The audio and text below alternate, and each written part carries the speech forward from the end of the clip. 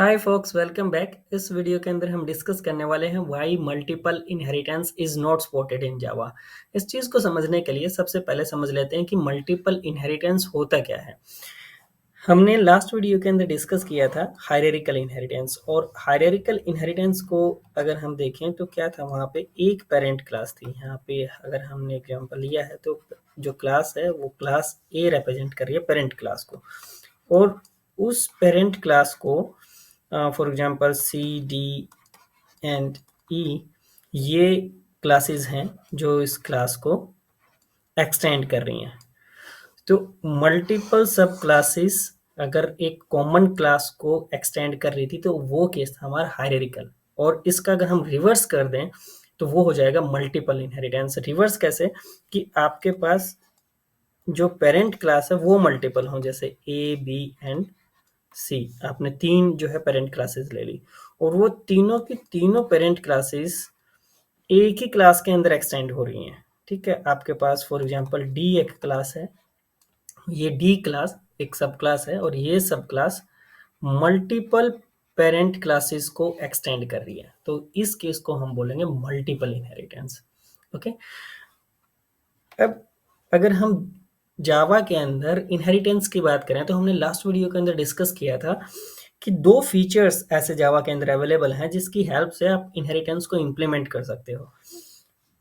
वो कौन कौन से हैं, अगर आपको याद हो तो ये एक था क्लास और दूसरा था इंटरफेस। तो जब हम बात कर रहे हैं कि मल्टीपल इनहेरिटेंस जावा के अंदर इम्प्लीमेंट नहीं किया जा सकता, तो उस केस में हम बात करते हैं क्लास की, कि जब आप क्लास का यूज करो इनहेरिटेंस को इम्प्लीमेंट करने के लिए तो आप मल्टीपल इनहेरिटेंस जो है जावा के अंदर इम्प्लीमेंट नहीं कर सकते।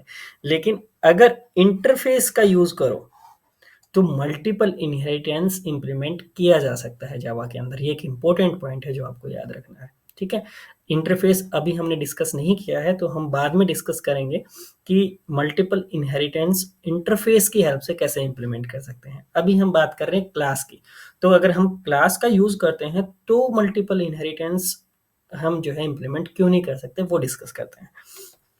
अब हमने एग्जांपल लिया था कि मल्टीपल आपके पास पेरेंट क्लासेस होंगे, तो एक एग्जांपल लेते हैं जहाँ पे हमारे पास क्लास ए है, ये एक पेरेंट क्लास है, और इसके अंदर एक मेथड बनाया है आपने डिस्प्ले नाम से।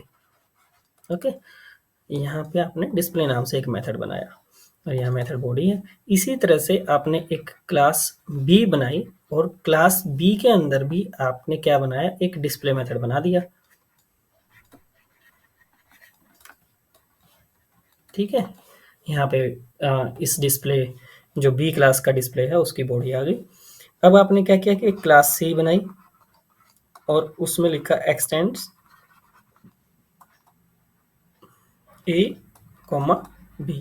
अगर आपको मल्टीपल क्लासेस एक्सटेंड करनी होती हैं तो आप कॉमा का यूज करते हो। तो यहाँ पे क्लास सी की बॉडी आ गई।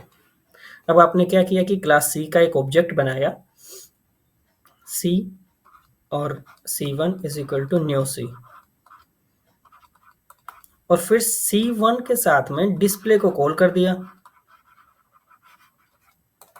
अगर आप इनहेरिटेंस का कॉमन बिहेवियर देखो तो उस केस में क्या होगा कि जो आपके पास क्लास ए के अंदर डिस्प्ले है वो भी यहाँ पे इनहेरिट हो रहा है, वो भी क्लास सी के पास अवेलेबल है, और जो क्लास बी के अंदर डिस्प्ले मेथड है इनहेरिटेंस की वजह से वो भी क्लास सी के पास अवेलेबल है। अब जेवीएम जब इस स्टेटमेंट को एग्जीक्यूट करेगी तो उसके पास एक एम्बिग्यूटी की प्रॉब्लम आ जाएगी कि डिस्प्ले नाम से दो चीजें हैं, तो वो किसको पिक करे। ठीक है, तो इस वजह से मल्टीपल इनहेरिटेंस जो है क्लास के केस में जावा सपोर्ट नहीं करती है, because of the ambiguity problem, because of the duplicacy problem of same thing. यहाँ पे हम सेम थिंग की बात कर रहे हैं तो डिस्प्ले मेथड दो बार रिपीट हो रहा है, डुप्लीकेट आ रहा है क्लास सी के पास, और जेवीएम को ये पता नहीं चल रहा कि भी कौन सी क्लास का, ए क्लास का डिस्प्ले मेथड कॉल करूं या क्लास बी वाला डिस्प्ले मेथड कॉल करूं।